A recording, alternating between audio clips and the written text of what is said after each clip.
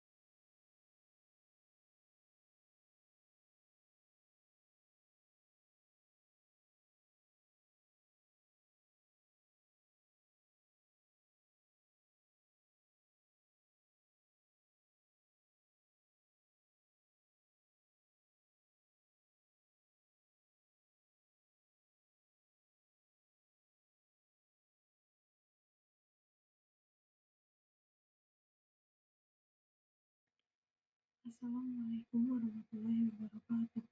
Perkenalkan, saya Kestia Priliana. Di sini saya akan mempresentasikan hasil analisis wawancara Bank Muamalat cabang Universitas Al-Azhar Indonesia sebagai tugas untuk UAS mata kuliah akuntansi syariah dengan dosen pengampu Ibu Aswin Rahmi. Dan narasumber yang saya wawancara itu Pak Pimpin sebagai bagian pendaftaran dan Pak Arif sebagai customer service. Produk-produk syariah yang ada di Bank Muamalat yaitu ada tabungan, giro, muamalat prioritas, dan deposito. Kemudian ada kartu syariah debit, pembiayaan, bank asuransi, dan investasi. Beberapa produk yang dijelaskan oleh narasumber yaitu yang pertama ada KPR Hijrah, merupakan pembiayaan kepemilikan rumah yang memudahkan dalam mewujudkan rumah impian yang insya Allah lebih berkah, mudah, nyaman, dan sesuai syariah Islam. Untuk akadnya itu menggunakan dua akad, yang pertama ada murabahah dan yang kedua ada musyarakah mutanafisah atau MMQ. Yang kedua itu ada tabungan IB Hijrah, merupakan tabungan dalam mata uang rupiah dengan akad wadiah yang dapat digunakan untuk kebutuhan transaksi dan berbelanja menggunakan muamalat DIM dan kartu syariah debit. Untuk akadnya itu menggunakan akad wadiah, bagi hasilnya tanpa nisbah karena akad wadiah merupakan akad titipan. Fasilitas kartu ATM atau DP itu ada reguler, GPN, dan Visa. Setoran awalnya sebesar Rp100.000. Kemudian produk unggulan yang ada di Bank Muamalat Universitas Al-Azhar Indonesia yaitu deposito. Deposito IB Hijrah Muamalat merupakan deposito syariah dalam mata uang rupiah dan US dollar yang fleksibel dan memberikan hasil investasi yang optimal. Akadnya menggunakan akad mudharabah mutlaqah, mata uangnya unit rupiah dan US dollar, minimal pembukaan 5 juta untuk mata uang rupiah dan 1.000 US dollar. Pilihan jangka waktunya itu ada yang 1 bulan, 3 bulan, 4 bulan, 6 bulan, dan 12 bulan. Ada juga produk yang kurang diminati, yaitu asuransi. Asuransi hasil cendekian merupakan produk asuransi yang menyediakan pola penarikan dana yang disesuaikan dengan kebutuhan biaya pendidikan anak atau penerima hibah, serta memberikan manfaat berupa pembayaran satuan asuransi kepada ahli waris. Untuk mendorong mengalami musibah, meninggal dunia atau cacat tetap total dalam masa asuransi. Dengan membayarkan kontribusi secara bertahap, Anda akan mendapatkan dana tahapan yang dapat diklaim pada setiap jenjang pendidikan. Namun jika terjadi risiko pada orang tua selama masa asuransi, dana tahapan ini akan tetap diberikan kepada ahli waris bersama dengan manfaat tambahan lainnya, tanpa perlu membayar kontribusi lagi, sehingga dana pendidikan anak tetap terjamin. Lalu apakah produk ini serupa dengan tabungan pendidikan? Produk ini berbeda dengan tabungan pendidikan. Produk ini merupakan produk asuransi pendidikan yang memiliki keunggulan dibandingkan tabungan pendidikan biasa. Yaitu jika terjadi risiko kepada orang tua, maka dana pendidikan anak akan tetap dijamin. Perbedaan lainnya yaitu dana pendidikan tidak bisa diimpus waktu-waktu, namun hanya bisa diklaim pada waktu tertentu pada awal jenjang pendidikan. Berbeda dengan tabungan yang dananya bisa diimpus waktu-waktu. Namun ketentuan ini justru memastikan bahwa dana memang betul-betul digunakan sesuai fungsi dan tujuan produknya, yakni untuk biaya pendidikan.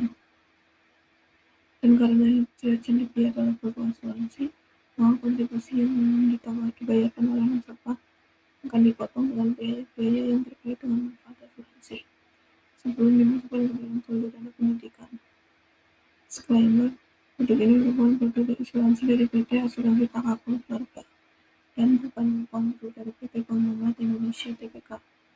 Konglomerat hanya bertindak sebagai tenaga pemasar dan menawarkan produk asuransi dari Takaful Keluarga kepada nasabah. Nasabah pembeli produk wajib membaca dan mengerti serta mengikuti segenap persyaratan serta kondisi perusahaan kepada polis. Kemudian ada produk yang sesuai untuk mahasiswa, yaitu tabungan K. Tabungan dalam mata uang rupiah dengan persyaratan mudah untuk mendorong daya menabung sejak dini. Benefitnya yaitu bebas biaya administrasi karena menggunakan akad hadiah amanah dan tanpa nisbah yang hasil. Bebas biaya layanan bulanan, setoran awal ringan, dan berlakukan budaya menabung sejak dini. Kemudian ada realisasi syariah Bank Muamalat.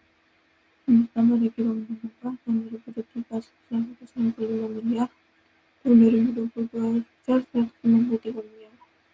Tabungan udah berubah 2023 797 miliar, tahun 2022 694 miliar. Kontribusi tahun berubah tahun 2023 sebesar 1,7 triliun, tahun 2022 sebesar 1,3 triliun. Pembiayaan berubah tahun 2023 585 miliar, 2022 564 miliar. Dan pembiayaan masyarakat tahun 2023 sebesar 15 triliun, dan 2022 sebesar 10 triliun. Artinya setiap tahunnya mengalami peningkatan. Selanjutnya ada piutang perubahan tahun 2023 sebesar 97 miliar, tahun 2022 sebesar 194 miliar. Piutang eksternal tahun 2023 sebesar 28 miliar, tahun 2022 sebesar 40 miliar. Untuk piutang yang berbalik dengan kalau angka atas sebelumnya. Piutang penghubungan. Untuk kendala yang dihadapi Bank Muamalat dalam pemasaran, yang pertama ada jangkauan komisi terbatas. Kami bahwa komisinya mesti menggunakan prosedur. Prosedur hanya dapat menjangkau orang yang melihat atau mengenal saja, jadi kurang efektif untuk mencakup audiens yang lebih luas, terutama dalam media digital saat ini. Yang kedua, kurangnya pemahaman masyarakat terkait prinsip syariah yang diterapkan dalam bank syariah. Masyarakat cenderung memilih bank konvensional karena mereka berfamiliar dan merasa nyaman dengan sistem yang ada. Memiliki lebih banyak pilihan produk. Kemudian ini adalah untuk hasil wawancara. Sekian, terima kasih. Wassalamualaikum warahmatullahi wabarakatuh. Manfaat yang didapat mempelajari akuntansi syariah selama 1 semester. Mengetahui bahwa Islam ad-din itu Islam merupakan agama yang benar. Islam is the way of life, itu syahadat. Islam sebagai pandangan ke tujuan hidup kita. Dan ada hablum minallah, hubungan baik dengan Allah. Hablum minannas, hubungan baik dengan sama Muslim. Hablum minallahi, hubungan baik dengan Allah. Dan ada 3 pilar agama Islam, yaitu iman, Islam, dan ihsan. Dan akuntansi syariah menggunakan standar PSA 401 dan Accounting and Auditing Organization for Islamic Financial Institution akan merupakan suatu perjanjian yang ditandai dengan adanya pernyataan melakukan ikatan atau ijab, pernyataan menerima ikatan atau kufur. Itu apa saja akad yang diperbolehkan dalam Islam. Itu ada riba, tambahan secara batin, contohnya bunga bank, dan ada maisir, nanti perjudian, contohnya judi dan lotre. Yang ketiga ada horor atau ketidakpastian dalam suatu transaksi, contohnya itu blind box. Dan untuk jenis-jenis akad sendiri ada akad tabarur dan tijarah. Tabarur merupakan akad yang tidak dalam orientasi pada laba atau transaksi kebajikan. Itu ada qard, rahan, wakalah, hawalah, kafalah, wadiah, ada yadamana dan yadamana, dan wakaf. Dan untuk akad tijarah sendiri itu akad yang berorientasi pada laba. Ada 2, yang pertama NCC atau Natana Certainty Contract, yaitu transaksi yang mengandung kepastian, contohnya bai atau jual beli, ada salam dan istisna, ijarah atau sewa menyewa, ijarah ada ijarah mutahyir bitamlik, syarf dan barter. Kedua ada NUC atau Natural Uncertainty Contract, transaksi yang mengandung ketidakpastian, ada musyarakah ada mufadah, al-inan, wujuh, dan ada mudharabah ada mutlaqah, muqayyadah, dan ada musaqah, zara'ah, dan muhabalah. Yang ada mudharabah merupakan kemitraan usaha antara pemilik modal dan pengelola modal. Murabah jual beli dengan margin keuntungan yang telah disepakati antara penjual dan pembeli. Untuk istisna memang jual beli barang pesanan yang dibuat khusus atau custom. Salam jual beli dengan pembayaran di muka, untuk barangnya diserahkan kemudian. Bicara merupakan sewa menyewa barang atau jasa tanpa kepemilikan. Ada satu lagi ijarah, yaitu IMBT, ijarah mutahyir bitamlik, yaitu sewa menyewa beserta kepindahan hak miliknya. Dan ada zifaf, zakat, itu kewajiban mengeluarkan sebagian harta untuk mustahik, punya wajib. Lalu ada infak, yaitu pemberian harta di jalan Allah tanpa batasan khusus, namanya sunnah. Dan ada sedekah, pemberian sukarela baik materi maupun materi, namanya sedekah. Dan ada wakaf, penyerahan harta untuk kepentingan umum atau ibadah secara permanen.